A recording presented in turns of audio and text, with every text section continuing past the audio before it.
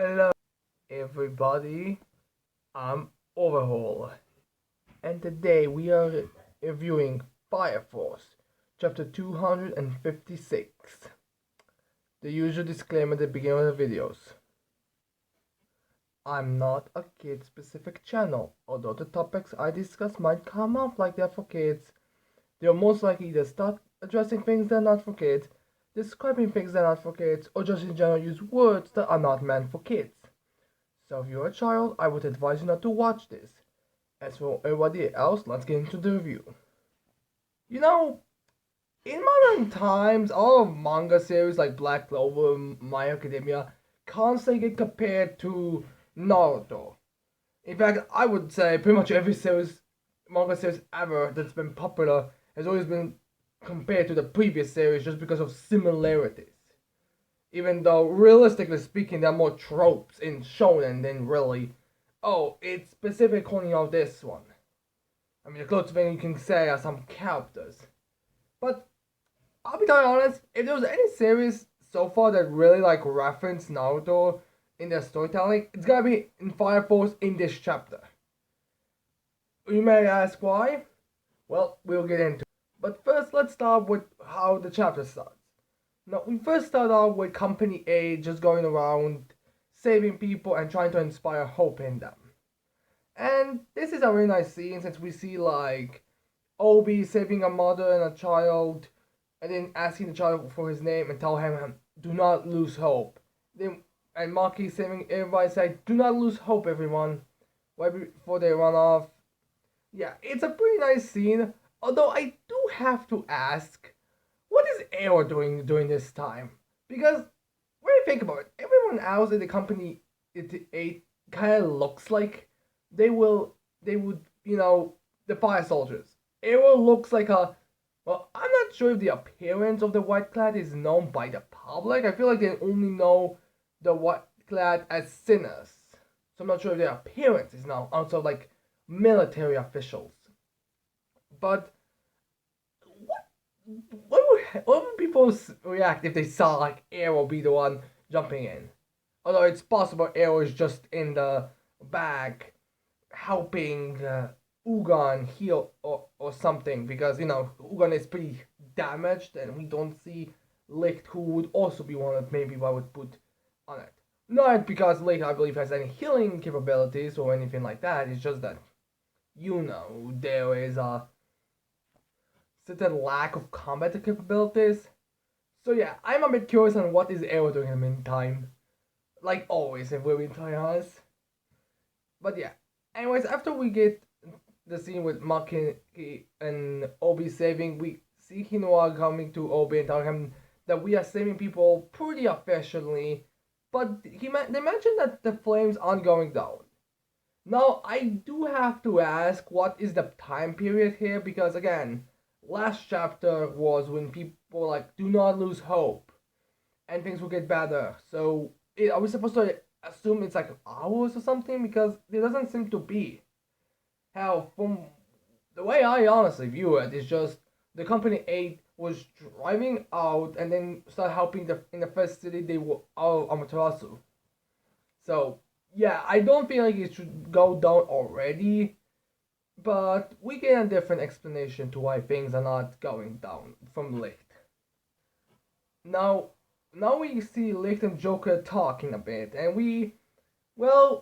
the best way I can describe it is Licht might actually be the fourth wall breaking character because the way they talk about it is because they have a similar talk like we had in the last couple of chapters where we had characters be like, there are people who are just gonna be brainlessly following trends and nothing else. So this does raise the question he's aware of what is. In fact, he even says in this chapter, in the official translations by the way, I think I'm starting to understand how this story is progressing. So yeah, it's really a big question on where things are going right now, and I do kind of feel like we're gonna cut to them again for a while. especially after this chapter, and if the spoilers for the next chapter images are any consideration. But yeah, nothing really all that new we find out. Just that the flames haven't been decreasing as they've been expecting. Which again, I think is just they need more time before it, and the fact that a lot of the people, like most of the fucking country, is literally would literally think it's the end, it's completely over, we are all screwed. I mean, how? They already have a precedence for this, so it's kind of harder to convince people, oh, we won't survive this. It's just like, like a certain wildfire or something like that. Like, you will eventually proceed. Like, this is, unlike that, this is literally like what people thought was going to be the end of the world, basically, for them. Now we got to other two companies, which is Company 1 and Company 4. We start with Company 1, where we had see Karin Flam using his, like that, what's it called, that trumpet or whatever, the sound ice ability to turn what's essentially multiple murky fire tornadoes to ice. And when I say multiple, I literally mean, if you remember in, I believe it was Fifth Pillar, yeah, wait, was it sixth? Yeah, sixth, Fifth Pillar arc where in Incarnate One there was that demon and they had to defeat, and the way they did it was by just ensnare it into a giant flaming tornado. That's basically what he's doing right now, and he's turning them to all to ice. He explains the reason why he's able to do this is because of Vulcan messing with his device, which I'm not sure if this is supposed to hint at them actually grouping up and doing that, or if that was like before the whole Company 8 being branded as traitors. That's what Vulcan did with his device.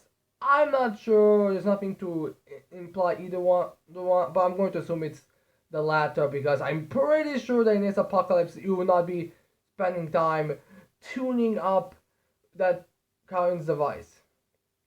So yeah, and again, it's also mentioned that the flames aren't going down. Again, I think it's gonna take a little more time for people to believe, but a lot of people are starting to at least come around. Like the child that Obi talked to, and the people who are saved by Company 1 are have been very cheerful, but again, a lot of them probably don't.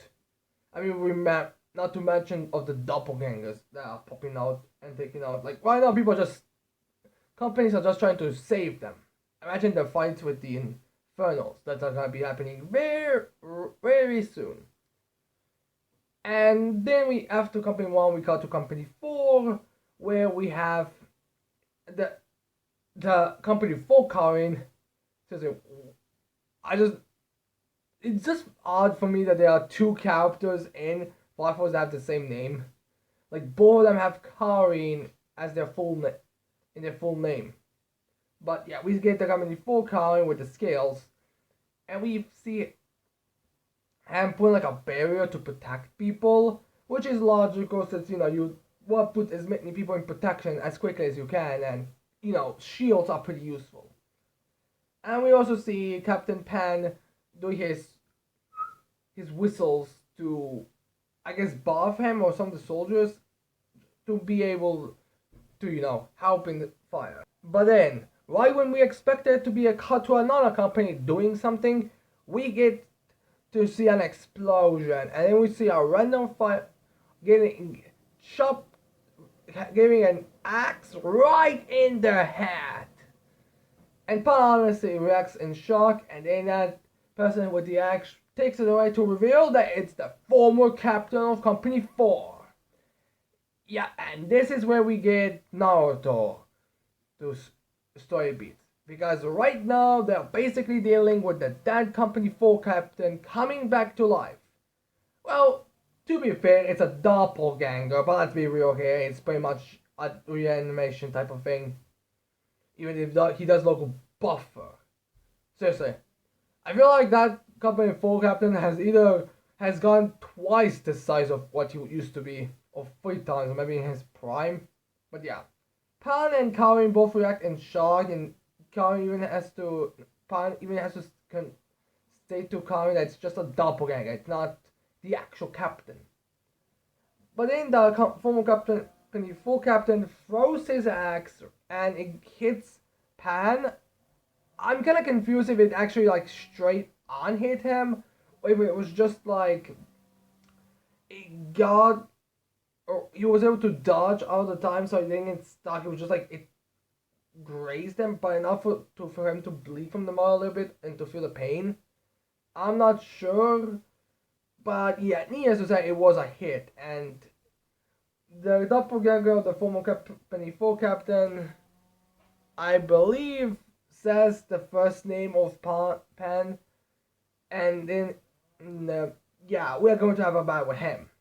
Now, I am curious how the fight will go because Pan and Karin are both support to defense fighters. They're not like straight up, alright, 1v1, we'll get at you and show what how we are the strongest. Because again, defense and reinforce boosts. Maybe there'll be something like Karin will go. I guess he kind of finishing move with them, like Karin getting boosted by Pan, and then in the last second using his shield so big that it cuts off the former company full captain's hat. But I don't really see it since again those two aren't really that all that combative types. So that's really the question.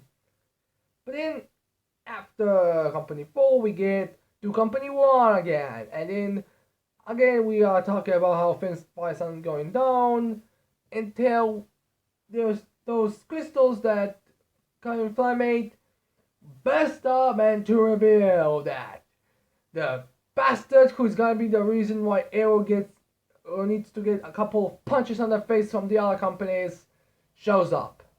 Or in a more popular way, Raka has returned. Yep, he's back, baby. I suppose it does make sense that he's back. I mean, he was talked about a lot, and there wasn't really any closure between the three of them, if we're being too honest with ourselves. So I guess it makes sense why he would also return as a doppelganger. Now, the spoiler images for the next chapter have come out already, and there is a conversation between the three of them, and there might seem to have been some implication that maybe this Shanrika would be more friendly to them, but it was still going to be a fight. I mean, I'm not expecting this Raka to honestly survive after this arc. Like, he'll die either by being killed or something. Again, I'm not exactly sure. We're talking about non-translate pages, but yeah, there's gonna be a battle here. Now, as for this battle, I can see it more easily for the Karim and the new captain of Company 4 to win, because again, Karin Flam's ability is already kind of proven that it's superior to Raka's, and I wouldn't be surprised if the new captain of the Company 4 would be able to help in a fight as well. Although honestly, I kind of want to have the end of the fight be still Arrow killing Raka. In fact, from what we've, not to spoil the next chapter, but there might actually be a reason besides, to have him die the same way for the second time for why she would be there. Not to spoil anything, but there might be. But yeah, anyways, we end the chapter with Raka showing up, and yeah, the next chapter is, again, like I said, it's gonna focus quite majorly about what the three are gonna do and their fight. So yeah, all in all, this is I would say a pretty decent build-up chapter for the fights. Like, we're starting to get them a little more assembled.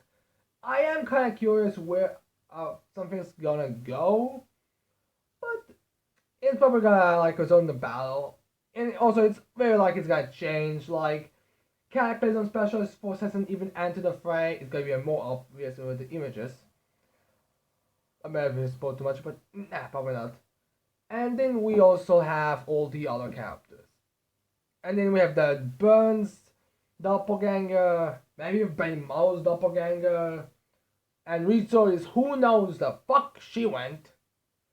And yeah, we're probably gonna get like fights right now. I could honestly see these two fights with the captain and former captain and lieutenant to go on for a couple of chapters, maybe 2 or 3, with them interluding between each other and then finishing them off, and then getting some other characters like Ben Miles Doppelganger, Burns Doppelganger, and Cataclysm Specialist Force into a battlefield, as well as Dragon and Afther's rematch. But yeah.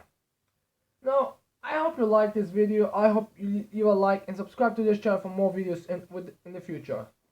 And with that said, I cannot wait to see all people next. Bye.